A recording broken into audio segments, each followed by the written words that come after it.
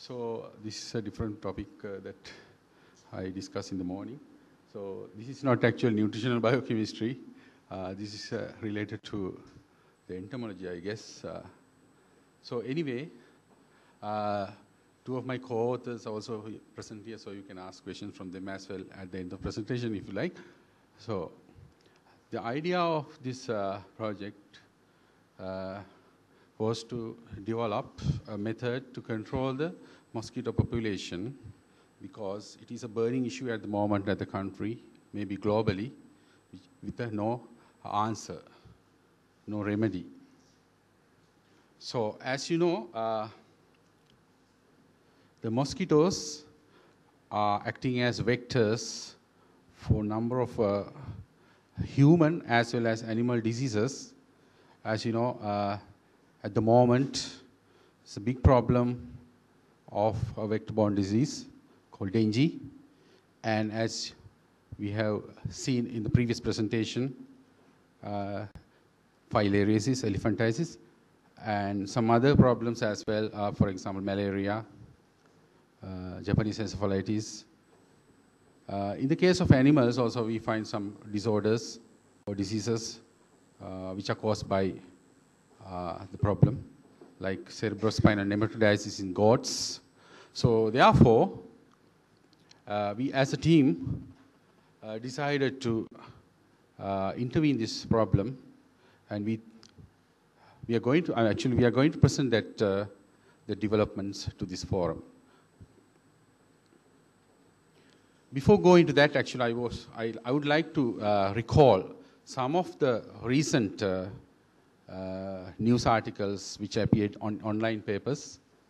So according to the recent article, I found up to now, that means yesterday, there were around 24,000 cases, dengue cases. And another article says that all government hospitals are currently overflowing with dengue patients. So that means it is a burning issue, and it is a very, very important thing that we should find a remedy for controlling these vectors, that means mosquitoes. So I would like to recall you the life cycle of mosquitoes. So if you look at the life cycle, we can see some larval stages and a pupae and adults. So mosquitoes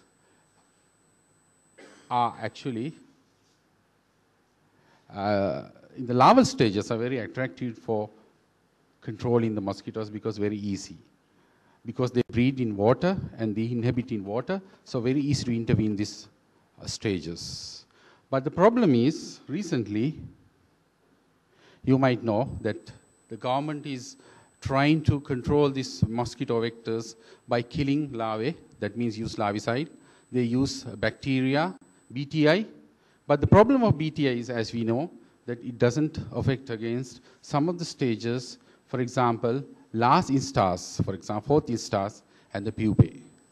So therefore, it's very difficult to control mosquito population with the BTI, because the BTI is not effective against some of the key critical stages of the life cycle.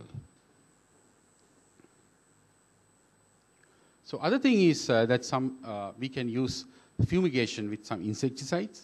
That is also an effective method, but sometimes it exerts some hazardous effects to the environment and to the people. So if you look at this picture, you can see the fumigation cause a big problem for a kid in a refugee camp in another country. So same thing will happen to the people in our country as well if we use fumigation. And also we don't know whether it is 100% effective as well. So therefore, as a collective effort, with the collaboration, with the partnership of the industry, so we developed a larvicide which consists of non-toxic biodegradable chemical agent and some herbal agents. So initially, we developed this compound into a pellet form, and at the moment, we have developed that compound into an easy to apply liquid form that can easily be applied into the small water pockets in the environment to kill the mosquito larvae effectively. If you just go further about this compound, this larvicide, which is in the liquid form, has been handed over to MRI or Medical Research Institute for evaluations. So far, we have got good results, and we got some unofficial information from them that it is 100% effective in the laboratory trials or lab trials, and 100% mortality of the larvae as well as pupae have been achieved in laboratory trials, and incompleted field trials, they have shown 90% mortality. So these evaluations are in progress at the moment. So probably by end of this month, we can see the complete report of this larvicidal action of this novel compound. So this novel compound has been designed specifically for dengue or Aedes mosquitoes because, as we know, they inhabit in small water pockets. So if you just look at the picture, in the right side, you can see a small house, as a house actually. In house, there are so many places that mosquito can be bred. Especially that the places are small water pockets we never think of. And the other side, on the left side, you can see some of the small water pockets which are very common in the environment that are prone to be the sites of mosquito breedings. So therefore, we thought of designing this special compound for small water pockets, not reservoirs or lakes or big water sources.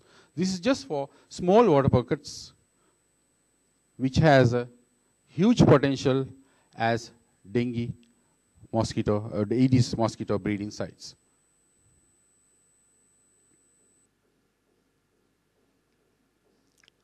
Right, so far,